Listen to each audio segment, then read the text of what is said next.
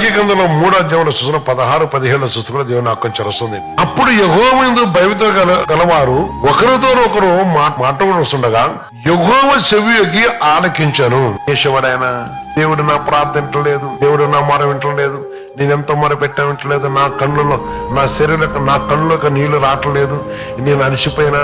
ప్రియమైన తల్లారా, నాకంటే పెద్దవారు కావచ్చు, చిన్నవారు కావచ్చు, ప్రభునందు అనేక విషయాలు అనుభవం గలవారు కావచ్చు, అనేక అద్భుతాలు, అనేక సూచకుట కొన్నిసార్లు మనసు విసికి మాట్లాడతారు కదా. కారణం ఏంటో సంగతి మనం తెలుసుకోవాలి. ఎందుకు మన జవాబు కొన్నిసార్లు రావట్లేదు అనే విషయాన్ని గ్రహించాలి.